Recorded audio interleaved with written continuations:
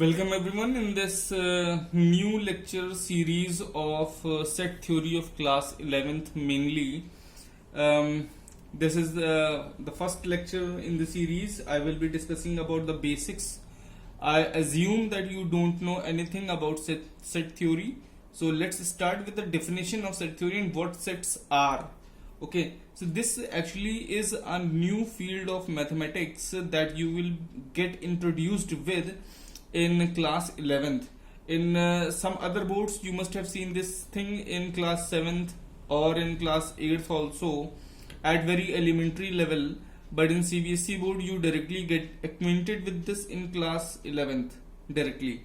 So let's see what is set theory. Definition says that a set is a well defined collection of distinct and related objects.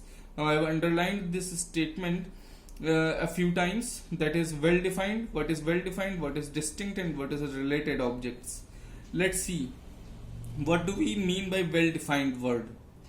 Okay, now I'm giving you an example of how to understand this statement well defined.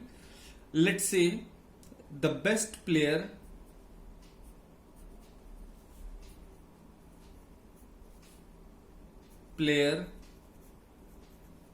in Indian cricket team. Now, suppose there are three people. If I ask all these three people this question, this statement, I give them this statement, then their answer will be ए में से Sachin, B में से Sehwag and सी में से Kohli. So what we can see is the statement is subjective and the answers vary person to person. Okay. Now same one more example I am giving you. 3 rivers in India. Now there are several rivers in India. If I ask you about 3 rivers, you can say any 3 rivers. Okay, but someone else can say any other 3 rivers. Someone can say Brahmaputra, Satluj and Ganga. Someone can say Yamuna in place of that. Okay. So this statement is also subjective and the answer will vary from person to person. So these type of statements are not well defined. One more statement I can give you example, that name any 3 days of the week. So I can say Monday, Tuesday, Wednesday. Someone likes Sunday, so he will say Saturday, Sunday, Monday. Okay. That statement is also not well defined. So what are well defined statements? What statements you will say are well defined? So if I say some statement like all the months starting from letter J, statement is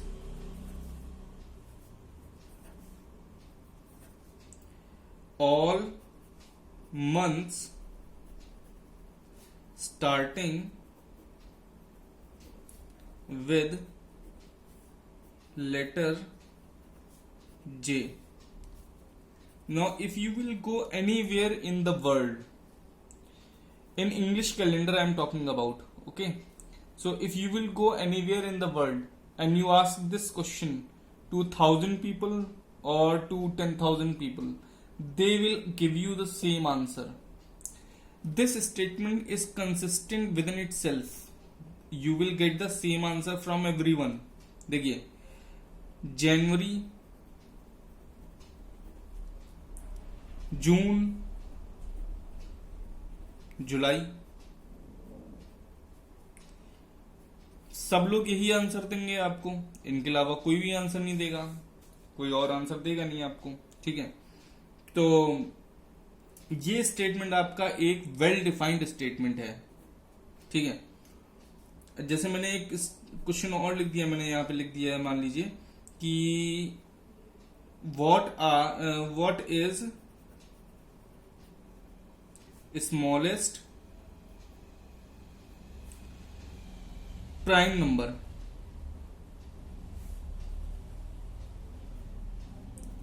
तो भाई जितने लोग ये चीज जानते हैं prime numbers के बारे में, उन्हीं से पूछना ये क्वेश्चन, ठीक है। जो लोग जानते हैं इसके बारे में प्राइम नंबर क्या होते हैं, उनसे पूछोगे तो ही ये सही आंसर मिलेगा, नहीं तो नहीं मिलेगा। तो उनसे ये क्वेश्चन पूछ लेना, तो वो आपको आंसर दे देंगे। 2 है इसका आंसर। सब लोग 2 ही बोलेंगे, और जो 2 नहीं बोल रहा है उसको समझा देना कि सही आंसर 2 होता है, ठीक है। क्योंकि smallest prime number is 2 and you can also see the only even prime number is 2। Fine. तो हमने यहाँ पे कुछ एग्जांपल्स देखे जिससे हम लोग ये बता सकते हैं कि वेल डिफाइंड वर्ड का क्या मतलब है। वेल डिफाइंड जो अंडरलाइन कर रखा है मैंने, इसका मतलब आप समझ गए कि स्टेटमेंट जो है कंसिस्टेंट होना चाहिए अपने आप में, उसका answer through out the world same रहना चाहिए। सॉरी, कोई भी आदमी डिफरेंट आंसर ना दे पाए। अगर कोई ऐसा स्टेटमेंट आपके पास आ रहा है जिसका आंसर डिफरेंट आ रहा है, अपनी अपनी पर्सनल चॉइसेस के बेस पे लोग आंसर कर रहे हैं, तो that statement in set theory is not a well defined statement. Okay, now what is distinct word. ये डिस्टिंक्ट वर्ड का क्या मतलब है? सेट के अंदर जो भी एलिमेंट्स होते हैं वो डिस्टिंक्ट होते हैं। अगर मैं यहां पे लिख दूं कि हमारे पास एक सेट है जिसमें है 1 1 2, तो ये जो स्टेटमेंट है, ये जो सेट है आपका सेट एक्स, ये सेट एक्स अभी आपका करेक्टेड नहीं है, ठीक है, क्योंकि इस सेट में आपके पास 1 2 बार लिखा हुआ है ना, एक ही एलिमेंट रिपीट हो रहा है। लेकिन सेट में कभी भी रिपीटिशन नहीं होता है। अगर सेट में 5 एलिमेंट रखे हुए, 5 चीजें रखी हैं सेट के अंदर, तो वो 5 चीजें अलग अलग तरीके की होनी चाहिए, एक जैसी 2 चीजें नहीं होनी चाहिए। जैसे आप एक बाउल ले लीजिए, ठीक है, उस बाउल के अंदर आप एक पेंसिल रख दीजिए, एक कटर रख दीजिए, एक रबर रख दीजिए, ठीक है, और एक उसी कंपनी का रबर और रख दीजिए।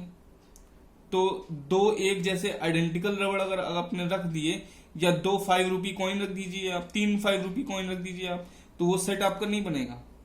वो जो चीजें सेट के अंदर रखी हुई हैं वो करेक्ट नहीं है अभी, वो सब डिस्टिंक्ट होनी चाहिए। तो आपको बाकी की चीजें हटानी पड़ेंगी, रिपीटिशन को आपको हटाना पड़ेगा, डिस्टिंक्ट चीजें रहनी चाहिए सेट के अंदर।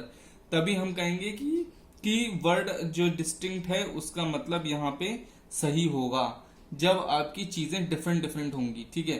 तो ये डिस्टिंक्ट वर्ड का मतलब है this implies that x is equal to 1, 2। अभी ये जो है ये करेक्ट है, ठीक है। तो ये एक्चुअली में आप ये मल्टी सेट कहलाता है। थोड़ा सा आप इसको देखिएगा गूगल पे, इस टाइप के सेट जिसमें नंबर ऑफ ऑब्जेक्ट्स आइडेंटिकल होते हैं, कुछ ऑब्जेक्ट्स आइडेंटिकल या सब ऑब्जेक्ट्स आइडेंटिकल, उसको मल्टी सेट भी कहते हैं शायद। खैर उससे हमें मतलब नहीं, वो हमें कोर्स में भी नहीं है 11th के, हमें केवल डिस्टिंक्ट वर्ड का मतलब समझना था, तो वो हमने यहाँ पे समझ लिया है डिस्टिंक्ट वर्ड का मतलब, ठीक है। अब हम आ जाते हैं कि रिलेटेड का क्या मतलब है। ये रिलेटेड वर्ड जो है ये बहुत ही प्रॉब्लमैटिक वर्ड है और ये बहुत ही सब्जेक्टिव वर्ड है। इस वर्ड का मतलब आप जिस लेवल पे समझना चाहें उस लेवल पे समझ सकते हैं, ठीक है। जैसे मैंने कहा, कुछ एग्जांपल्स लेकर के चलते हैं, ठीक। जैसे मैंने यहाँ पे कहा आपके सामने मैं रख दूं, यहाँ पे पेन रख दूं, पेंसिल रख दूं, रबर रख दूं, कटर रख दूं, ठीक है, ज्योमेट्री बॉक्स की कुछ आइटम रख दूं, तो इन चीजों को कलेक्टिवली आप क्या कहेंगे? ये आपस में रिलेटेड है कि नहीं है? इनका क्या रिलेशन है आपस में? पेन पेंसिल रबर कटर, इन सबका क्या रिलेशन है? तो आप कहेंगे कि ये स्टेंसिल है, ये लिखने की काम आता है, objects which are use for writing, तो ये आपस में रिलेटेड हो गए, ठीक है। लेकिन जैसे मैंने आपको आपके पास मैंने जो है एक रख दिया रबर, ठीक है, एक मैंने आपके पास रख दिया डॉग, और एक मैंने रख दिया आपके पास स्टोन, तो इनके बीच में क्या रिलेशन है? रबर है, डॉग है, स्टोन है, क्या रिलेशन है? कुछ नहीं। तो जो ऑब्जेक्ट्स होते हैं ये हायर लेवल की बात है। जब आप कभी अगर बीसीए वगैरह करेंगे या एमसीए करेंगे तो आपको उसमें रिलेटेड ऑब्जेक्ट्स बनाने होते हैं, उसमें रिलेशंस फाइंड करने होते हैं, आरडीबीएमएस वगैरह में। तो वो आगे की चीजें हैं, लेकिन हाँ रिलेटेड ऑब्जेक्ट्स होने जरूरी हैं, ठीक है। उनके बीच में कुछ रिलेशन होना चाहिए, जिसके बारे में हम लोग आगे भी पढ़ेंगे कि रिलेशन ऑफ फंक्शंस क्या होते हैं। तो ये जो ऑब्जेक्ट्स होते हैं सेट के अंदर, ये रिलेटेड होते हैं। जैसे मैंने आपको एक बहुत ही छोटा सा एग्जांपल दिया कि एक सेट है ए, उसमें मैंने डाल दिया ए ई आई ओ यू, ठीक है। तो अब आप बताइए ये क्या है, ये ए ई आई ओ यू, इनमें क्या रिलेशन है? सोचिए। आप कहेंगे सर ये वॉवल्स हैं, तो इनके बीच में रिलेशन हो गया वॉवल्स। अच्छा, मैं आपको अगर दे दूं कि मैंने आपको दिया एक कार दे दी, एक स्कूटर दे दिया, एक साइकिल दे दी, एक प्लेन दे दिया, एक बस दे दी, तो इनके बीच में क्या रिलेशन है? आप कहेंगे कि sir these vehicles are use for transportation, तो ये मीन्स ऑफ ट्रांसपोर्टेशन हो गया, ठीक है। अगर इसी क्वेश्चन को हम लोग और छोटे लेवल पे देखें, तो हमने आपको एक रेंजर साइकिल दे दी, एक नॉर्मल साइकिल दे दी और एक रेसिंग साइकिल दे दी, ठीक है। तो आप क्या कहेंगे, ये कलेक्शन ऑफ साइकिल्स हो गया, ये और छोटे लेवल पे रिलेशन बन गया। तो रिलेशन किसी भी लेवल पे, बड़े से बड़े लेवल पे बन सकता है, छोटे से छोटे लेवल पे बन सकता है, ठीक है। वो डिपेंड करता है आपके पर्सपेक्टिव पे, ठीक है। जैसे मैंने आपको दे दिया मरकरी, वीनस, अर्थ, मार्स, ये 4 प्लैनेट मैंने आपको दे दिए, मरकरी, वीनस, अर्थ, मार्स। तो इनके बीच में क्या रिलेशन है? इनके बीच में रिलेशन ये है कि ये चारों प्लैनेट सॉलिड स्टेट में है,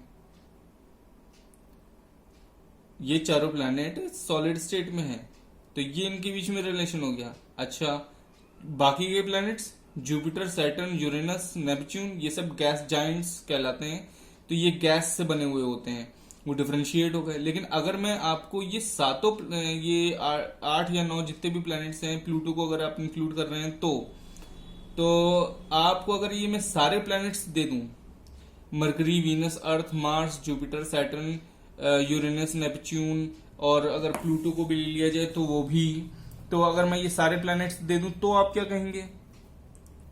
तो अब तो ये रिलेशन भी नहीं बन रहा है कि ये सॉलिड स्टेट में है या गैसियस स्टेट में, तो आप कहेंगे कि ये these are the planets in our solar system, ये हमारे सोलर सिस्टम के प्लैनेट्स हैं, इनके बीच में ये रिलेशन बन गया। तो आप देख रहे हैं रिलेशन किस तरीके से एस्केलेट हो रहा है।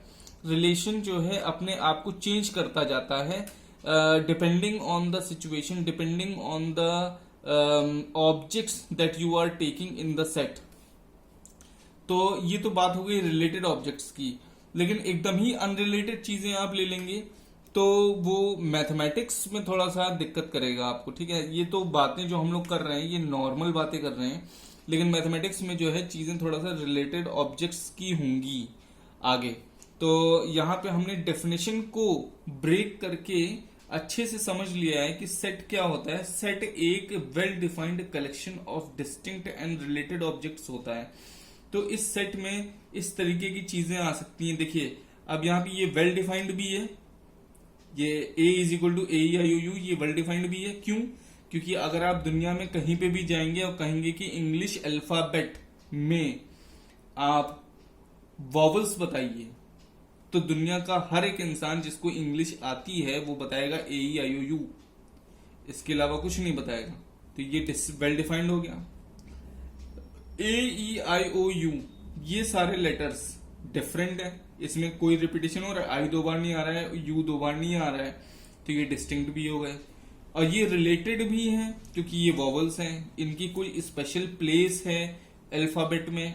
इंग्लिश अल्फाबेट में ये कुछ स्पेशल कैटेगरी में आते हैं सारे के सारे, तो इनको वॉवल्स कहा जाता है। तो ये आपस में रिलेटेड भी हैं। तो ये जो सेट आप देख रहे हैं, this is a perfect example of set. Okay, तो अब यहाँ कुछ नोटेशंस की बात कर लेते हैं। यहाँ पे आप देख ही रहे होंगे कि नेम ऑफ द सेट क्या होता है, व्हाट आर द एलिमेंट्स, और ये सब चीजें क्या बनी हुई हैं। तो बेटा ये ध्यान रखिएगा, जो सेट, इसी सेट को हम लोग यहाँ पे लिख लेते हैं कि हमारे पास एक सेट ए है जो है AEIOU। तो ये सेट का जो नाम यहाँ पे दिया जाता है वो एक कैपिटल लेटर से लिखा जाता है। सेट का नेम हमेशा कैपिटल लेटर से लिखते हैं हम लोग।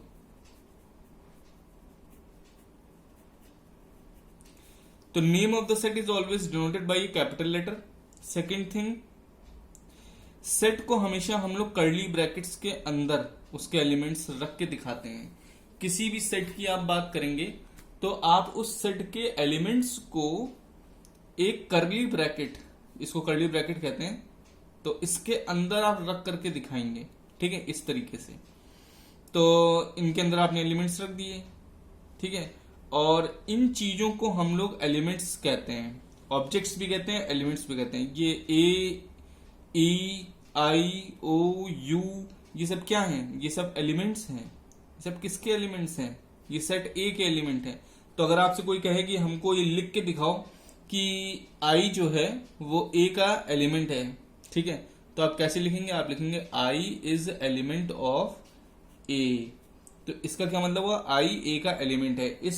ये जो सिंबल है, इस सिंबल को हम लोग कहते हैं इज एन एलिमेंट ऑफ, या हम लोग इस सिंबल को ये भी कह सकते हैं बिलोंग्स टू, या हम लोग ये भी कह सकते हैं कि इज इन। ठीक है, ये तीनों स्टेटमेंट सही हैं। मैं रीड करके बता रहा हूं आपको, आप देखिए किस तरीके से मैं रीड करूंगा इसको। I is an element of A, I belongs to A, I is in A, तीनों चीजें सही हैं। अच्छा, मान लो मैं यहां पे लिख दूं बी बिलोंग्स टू ए, तो ये सही है क्या? नहीं, ये गलत है। तो आप इसको ऐसे कट करके दिखाएंगे। आप दिखाएंगे B does not belong to A, B is not in A, B is not an element of A. तो आपने ये समझ लिया, ये समझ लिया, ये समझ लिया। ठीक है, तो आपने ये समझ लिया कि ये इन सिंबल्स का मतलब क्या होता है। अगर कोई एलिमेंट किसी सेट में नहीं है तो आप ऐसे दिखाते हैं, कोई सेट में है तो आप ऐसे दिखाते हैं। और रीड आप तीन तरीके से कर सकते हैं इसको। आपके टीचर्स आपको एलिमेंट भी बता सकते हैं, बिलोंग्स टू भी बोल सकते हैं, इज इन भी बोल सकते हैं। तो वो आपके ऊपर डिपेंड करता है कि आप उस चीज को किस तरीके से रीड कर रहे हैं। ठीक है, कार्डिनैलिटी पे आ जाते हैं। What is cardinality of a set, जिसको हम लोग डिनोट करते हैं एनएस, या एस एक सेट है या फिर मॉड ऑफ एस तरीके से बार बना करके एस को उसके अंदर लिख दिया है। तो इसके पहले हमारे पास एक सेट होना चाहिए। ठीक है, तो हम लोग ऐसा कर देते हैं, हम लोग एक सेट ले लेते हैं, एस इज अ सेट, या फिर कोई और भी सेट ले सकते हैं। जैसे हमने एस इज अ सेट एक ले लिया, इसमें हमने रख दिए ऐसे इवन नंबर रख दिए जो 8 से छोटे हैं। इवन नंबर 8 से छोटे हैं, लेकिन वो इवन नंबर आपके होल हैं। ठीक है, तो वो स्टार्ट होंगे 0 से 2 4 6। तो ये जो इवन नंबर्स हैं आपके, ये सारे 8 से छोटे नंबर हो गए और ये इवन भी हैं। ठीक है, तो अगर आपसे पूछा जाए कि भाई इसमें कितने एलिमेंट हैं, इस सेट में कितने एलिमेंट हैं, तो तुम गिन के बता सकते हो, सर 1 2 3 4 एलिमेंट्स हैं इसमें। इसको लिख के कैसे बताओगे? आप इसको लिख के कैसे बताएंगे? आप कहेंगे number of elements in S is equal to 4। तो यहां पे जो 4 है वो हो जाएगी cardinality of S, cardinal number of S हो जाएगा यहाँ पे आपका 4। जैसे एक और एग्जांपल ले लेते हैं हम लोग।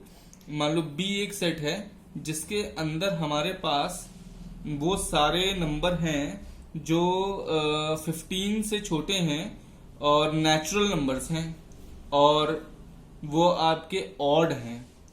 तो यहां पे मैंने 3 चीजें बोली, ऑड नंबर, नेचुरल होने चाहिए, 15 से छोटे होने चाहिए। सोचो, पहला नंबर 1, फिर 3 5 7 9 11 13 15 आएगा नहीं, क्योंकि 15 से छोटे नंबर मैंने बोले हैं। तो ये जो सेट है यहाँ पे, इसकी कार्डिनैलिटी क्या है? कोई पूछे आपसे इसकी कार्डिनैलिटी बताइए, तो आप क्या कहोगे? आप कहोगे sir the cardinality of this set, इसको ऐसे भी डिनोट किया जा सकता है, इज इक्वल टू 1 2 3 4 5 6 7।